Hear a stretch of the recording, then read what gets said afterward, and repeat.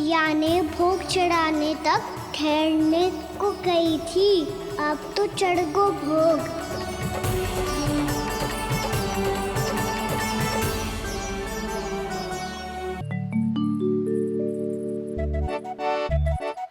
बाहर आ जाओ सबके सब, लड्डू लाया हूँ तुम्हारे लिए।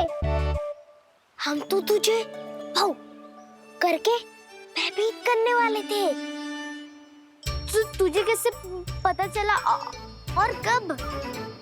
जब से तुम सबने हाथ में मेरा पीछा करना आरंभ किया था, तभी पता चल गया था मुझे। मैं भी तुम सबके साथ आने वाला था, पर मैया ने रोक लियो। इससे पहले कि मैया मुझे रोक ले, भागो।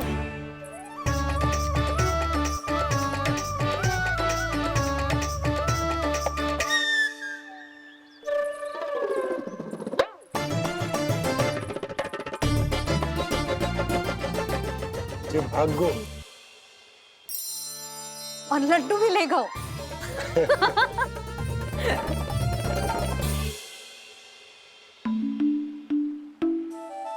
क्या होगा? फिर लड्डू लुप्त हो गए, लल्ला लुप्त हो गए, परंतु तुम्हारा घबराया हुआ स्वर अभी तक दसों दिशाओं में ना गूंजो। आप तो ऐसे कह रहे हो जैसे मैं सदैव घबरा के आसमान सर पे उठा लेती हूँ। मेरा जे अर्थ ना है यशोदा। ना ना, मुझे पता है, मैं लल्ला को लेके अधिक चिंतित हो जाती हूँ, पर इस समय मुझे कछु चिंता ना है, क्योंकि मुझे पता है वो लड्डू लेके सीधा कहाँ गया होगा। वहीं जहाँ पूरी टोली मिलके खेलने जाती है, जानकी के घर के पास वाले मैदान में। आ जाओ रे सबके सब, घेरा बना लो, सब लोग बैठ जाओ।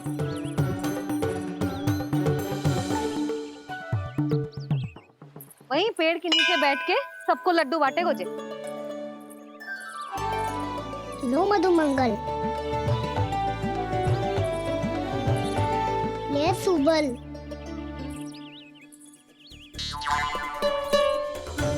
वसंता तू भी ले।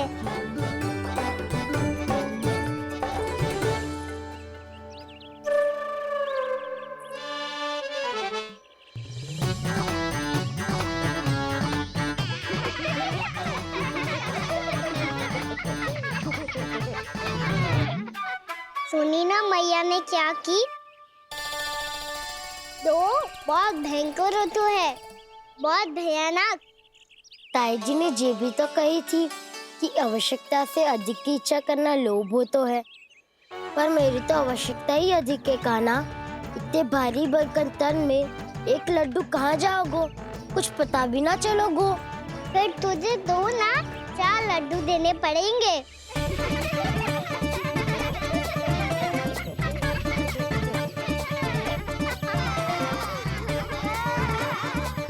जितना उपवास करना है कर लो, पर लड्डू तो दो।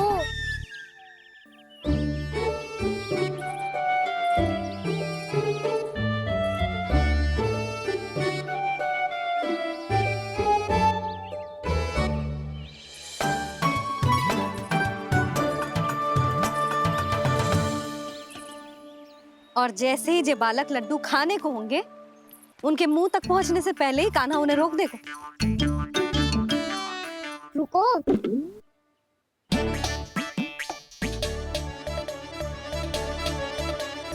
रुक क्यों दियो कान्हा? दाऊ को तो आने दो बसंता। उनके बिना कैसे खा सकते हम अकेले अकेले?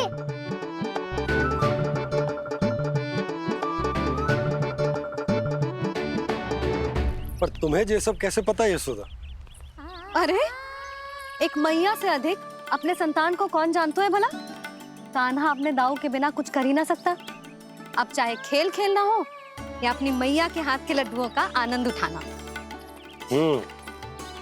जहाँ कान्हा होगो, वहाँ उसके बलदाऊ को तो होनो ही है। विलंब की आशंका से घबराओ मत, मैं आ गया हूँ।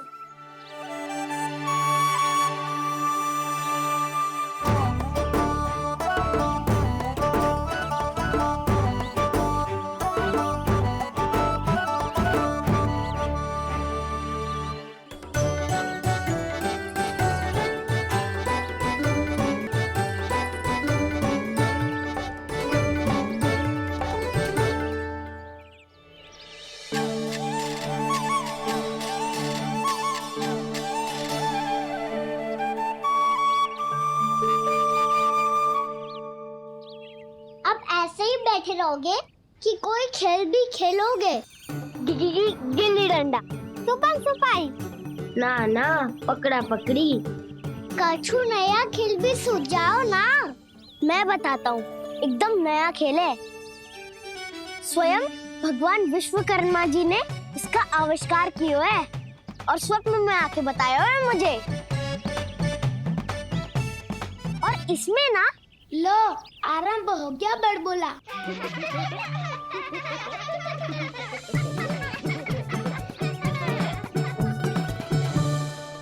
अरे पर खेल का नाम तो बता उज्जवल। खेल का नाम है साथी दौड़।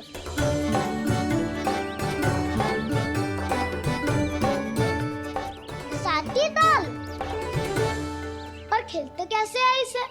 बस एक साथी दूसरे साथी का पैर अपने से बांधता है और दौड़ लगाता है।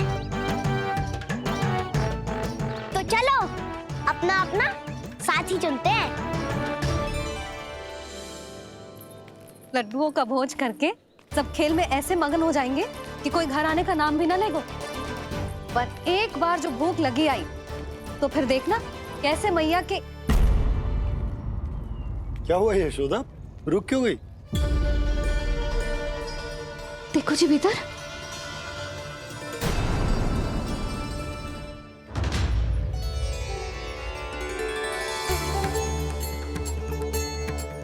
ये कौन है? जैसे साक्षात मैया लक्ष्मी।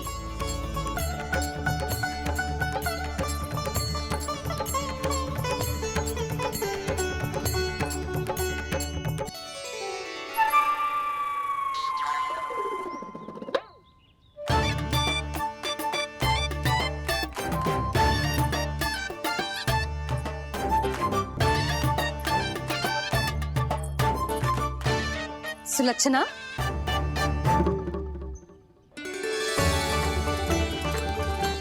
जशोदा जी, नंदराज, नारायण नारायण। नारायण नारायण। वो साधु महात्माओं की तरह अपना भविष्य देख रही थी। दोनों हाथों से धन बरस रहा था। स्वर्ण के सिक्कों के सागर में तैर रही थी। लग तो है दीवा स्वप्न देख रही थी। और सुलक्षणा बताओ, कैसे आना हुआ, वो भी इस वेशभूषा में? अच्छी लग रही हूँ ना मैं, रानी जैसी? क्षमा करना, वो तो आप हो ना।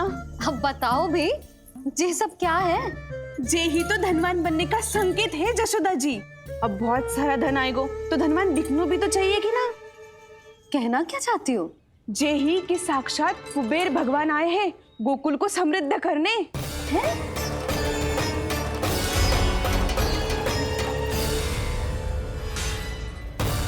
कुबेर महाराज,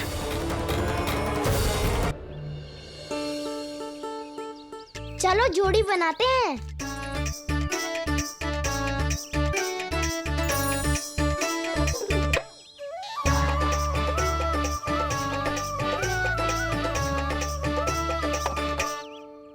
मुझे तो किसी ने ना चुनो, मैं क्या करूं? अरे सुबल, तुझे तो सबसे महत्वपूर्ण भूमिका निभानी है। जो भी उस चट्टान को छूकर तेरे पास सबसे पहले पहुंचेगा, वो जीत जाएगा।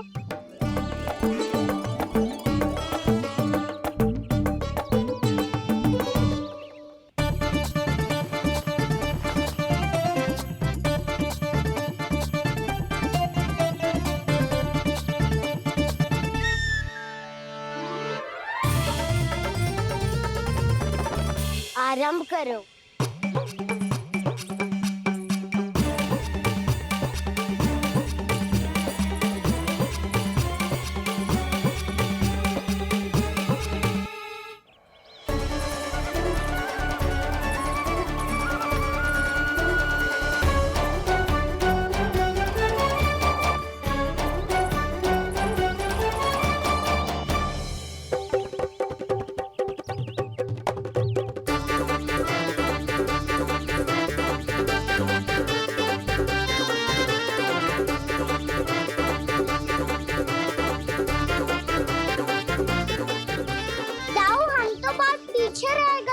चिंता मत करो कान्हा, दौड़ के आरंभ में ही सारी शक्ति लगाने से हारने की आशंका बढ़ जाती है।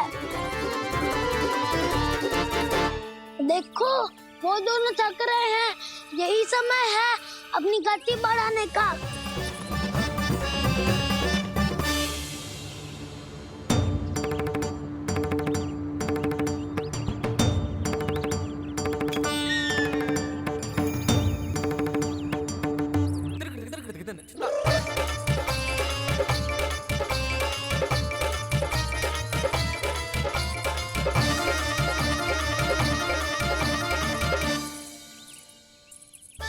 लो, हमारी जोड़ी सबसे पहले पहुंच गई। देखा मेरा बलदाऊ का बल।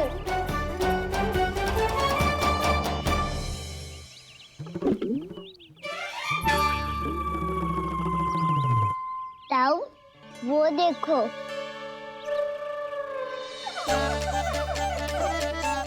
मैया,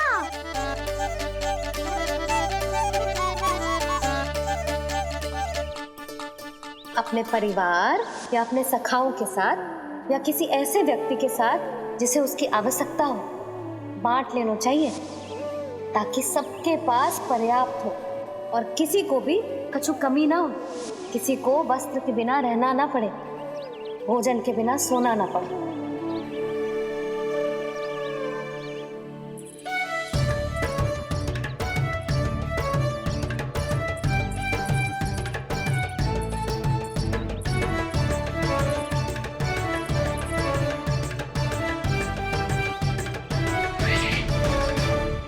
लग तो है इससे भूख लगी है।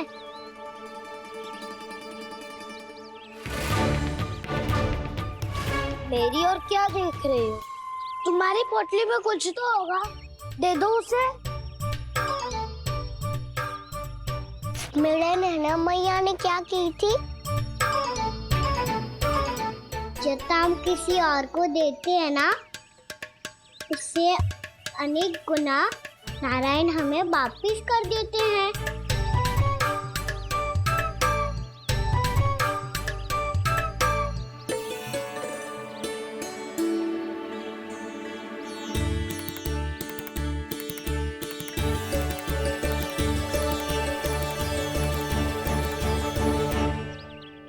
ओहो, अंतिम रोटी थी, पर वो तो मैं खा गो।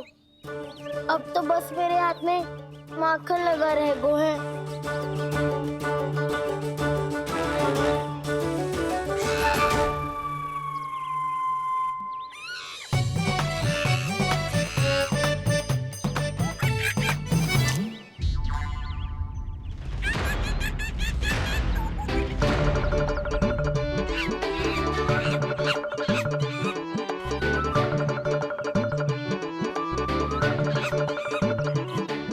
क्षमा करना सखा, तुम्हें देने के लिए मेरे पास कुछ नहीं है। अब आप ही बताओ, कोई 2 गुना मूल्य देगो तो हम शीघ्र ही धनवान बन जाएंगे कि ना? पर कोई 2 गुना मूल्य देगो ही क्यों? हो सकता है कि उनके पास अधिक धन हो, या उनकी तिजोरी में सामान आ रहा हो, या फिर उन्हें भलाई करने का रोग हो। हमें तो आम खाने से मतलब है ना नंदराज। गुटली किनके, हमें क्या लेना देना। मैंने तो निर्णय ले लिया है कि उसकी सिर्फ मान लोगी। बस नारायण को साक्षी मानकर जब प्रण ही तो लेना है कि सारा का सारा दूध, घी, माखन अब से केवल उन्हीं को देना है मैंने। बस इतनी मांग रखी है उसने? हाँ, आपको विश्वास ना हो रहा हो तो गोकुल में किसी से भी पूछ लियो। 2 गुना दाम दियो है परमानंद जी ने, इसीलिए तो सबके सब आनंद के सागर में गोते लगा रहे हैं।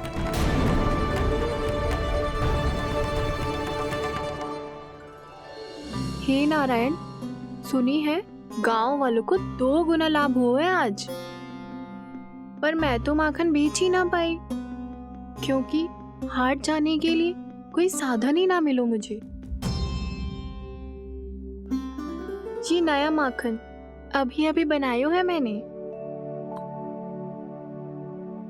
प्रतिदिन जो माखन निकालती हूँ सबसे पहले आपको चढ़ाती हूँ, ये सोचकर कि कभी तो आपकी कृपा होगी पर जाने आपका आशीर्वाद कब मिलेगा मुझे। पर जाने कब आपका आशीर्वाद मिलेगा मुझे। यदि इस बार भी मेरा माखन बेकार हो गई हो ना, तो सच्ची कह रही हूँ, कल से भोग में आपको कुछ भी ना चढ़ाऊंगी मैं। कल से भोग में आपको कुछ भी ना चढ़ाऊंगी मैं। कान्हा, मुस्कुरा क्यों रहे हो? वानर महाराज की भूख कैसे मिटानी है पता है मुझे। कैसे? माखन से। पर माखन कहाँ मिलेगा? सावित्री मौसी के घर से। तो क्या तुम फिर से माखन चुराने की सोच रहे हो? दाऊ, मेरी बात प्रश्न ही नहीं उठता, इसकी अनुमति नहीं दूंगा मैं। गोकुल वासियों को ऐसा वचन देने की अनुमति ना दे सकता मैं। बिना सोचे समझे कैसे वो किसी अपरिचित व्यापारी के शब्दों पर विश्वास कर सकते हैं?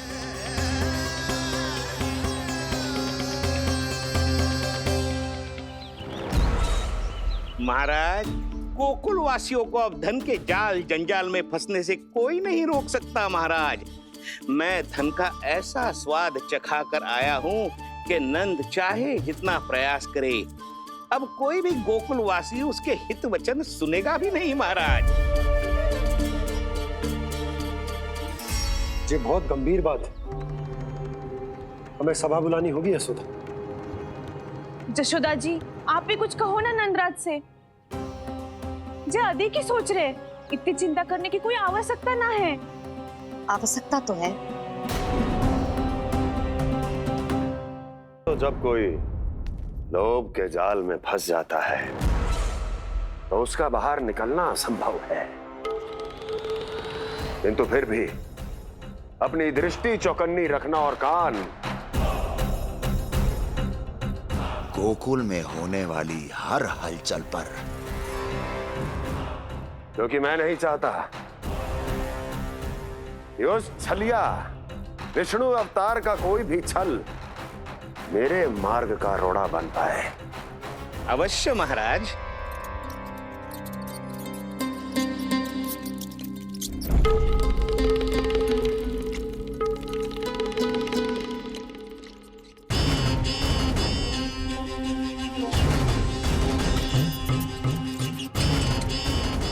लोभ। ध्यान रहे परमानंद, गोकुल वासियों पर लोभ का प्रभाव हर बीतते क्षण के साथ बढ़ता चला जाना चाहिए। महाराज, जैसे किसी कबूतर को बिल्ली दबोच लेती है, वैसे ही मेरा फैलाया हुआ लोभ गोकुल वासियों को अपने पंजों में दबोच लेगा। सब झटक लूंगा।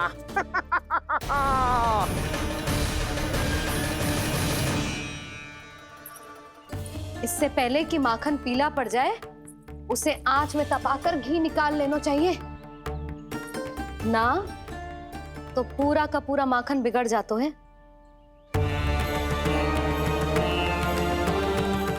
मैं अभी भोला से कहकर सारे ग्वाल ग्वालियरों की सभा बुलाता हूँ। मुझे सबसे बहुत महत्वपूर्ण विषय पर बात करनी है।